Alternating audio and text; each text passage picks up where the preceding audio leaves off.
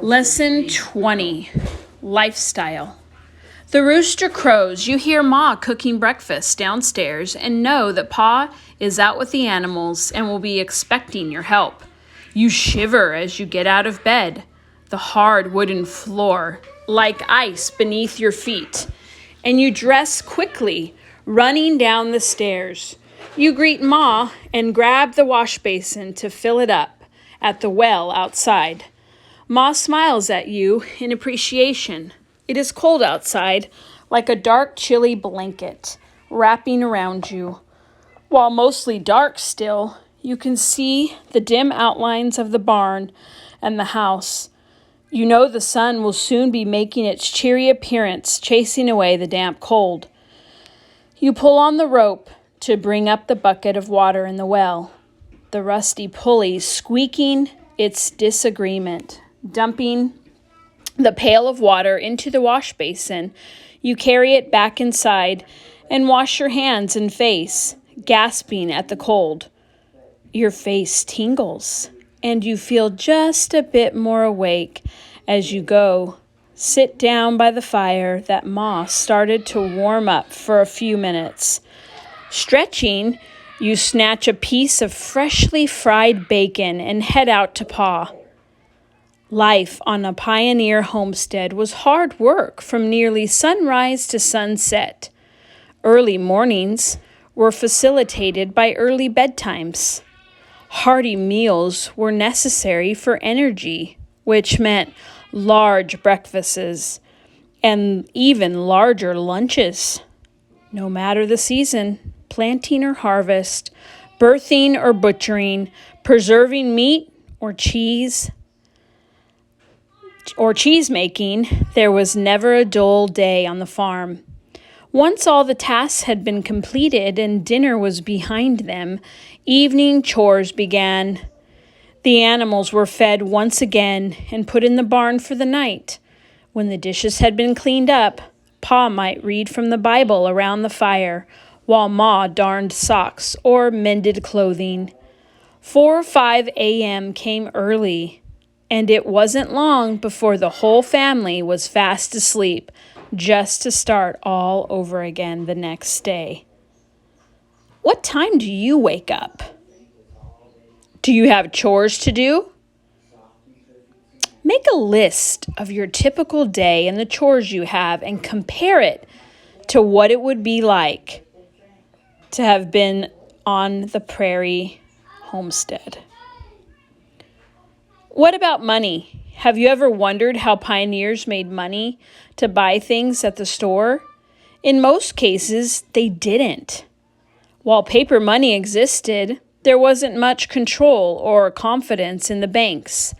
And as much during the 1800s, silver, gold, or trading valuable goods were the main forms of currency. A blacksmith might be paid in livestock or food, which they could take to the market and sell for gold or silver if they wanted. Coins actually held value in and of themselves. It was not the same story for paper money, which relied on trusting that the banks had the silver and gold to back up the promissory notes. Gold and silver coins were valued by their weight, and they were carefully guarded and sparingly used. More common in pioneer communities was trading. Did your neighbor need an axe while you needed a saw? It was not the same story for paper money, which relied on trusting that the banks had the silver and gold to back up the promissory notes. Gold and silver coins were valued by their weight, and they were carefully guarded and sparingly used. More common in pioneer communities was trading. Did your neighbor need an axe while you needed a saw? If you both had one available, you might strike up a trade, thereby agreeing that both items have equal value. Trading is not without its problems, and it can sometimes allow for one party to take advantage of another.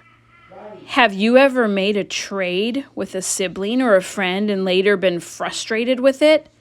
If so, You have experienced firsthand that negotiating when one party needs something more than the other party puts one side at a disadvantage.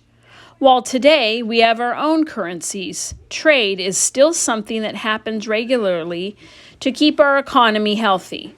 On a much larger scale, with much larger stakes, international trade usually involves money, but allows for a relationship to be built between the countries who value the commodities of services of the other. Growth. What began as trade between neighbors, or maybe a once-a-year journey to a bigger center to stock up on supplies, eventually morphed into established towns with their own economies. The wagon ruts of the Oregon Trail were replaced by the railroad, which catapulted the United States into the 20th century. As time went on and automobiles became more common, roads and trails rose in popularity and were eventually paved to become the highway and interstates we know today. With travel becoming faster and easier, goods, services, and utilities, such as telephones and electricity, became more accessible. The independent little homesteads carved into forests, deserts, prairies, and coastlands merged into villages, towns, and eventually cities. Things that once had to be done by hand could not be done with electric motors and pumps. Candles and lanterns were replaced by light bulbs. Fireplaces were replaced with wooden stoves and eventually furnaces. The way of life that the pioneers had to discover, learn, and work hard for was disappearing. Skills began to become obsolete, and knowledge that had once meant survival was no longer needed. Times were changing rapidly, yet it was a sacrifice and a hard work of the first pioneers who paved the way for those who followed in their steps. Did you know that the Cumberland Road, a historic trail that many pioneers traveled on their journey west, became a part of Interstate 40, a highway towards that goes from coast to coast? If we had to choose, well, this is about then versus now. So if you had to choose a reoccurring theme for this unit, it would be hard work, determination, perseverance, or adventure. The pioneer families that we learned about left everything behind them, willing to follow a glimmer of hope for a better life. Even when they learned that things had perhaps been painted as a brighter picture than what they actually were, they forged onward, bent on success. Not everyone made it. Sickness, lack of training and knowledge, injuries, bad soil, harsh weather, drought, or any host of complications could result in a homestead being abandoned. And yet, with the passionate resolve that even today marks the American spirit, so many others continued onward, step after step, day after day, and year after year. Perhaps this is why people still choose to live off the land today, an attraction of sorts to the simplicity of yesterday and the reward of a job well done. Many say a sense of purpose and fulfillment can be found in a farmer's field, a peacefulness only discovered away from the unabated pace of the city. Others seek a challenge, desiring to prove to themselves or others they can do it. For some, it is a healing solace to a season avoiding depending on the government or want to prepare for the worst. No matter what the motivation or level of independence sought, living off the land is not dead. It might look different than it did so many years ago, and it definitely takes some intentionality and radical lifestyle change. But with today's tools and resources, it is both possible and much alive. The American Dream. Independence America fought for her independence from Britain. Each state fought for its rights, territories, and government. Individual people immigrated from all over the world and brought with them many different backgrounds, beliefs, and cultures. After the American Civil War, many freed and escaped enslaved people sought a life free of racism. The country was full of different and unique individuals who had heard of the land of the free united as one. This was the American dream that caused countless families to leave everything behind. And like pioneers, we learned about and seek new start. Like a foreshadowing of what was yet to come, it had to start with one, then two, then three. An idea and dream and a vision that caught like a spark and spread like a wildfire.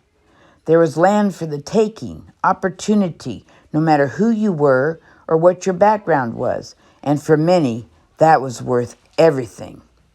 What do you guys think?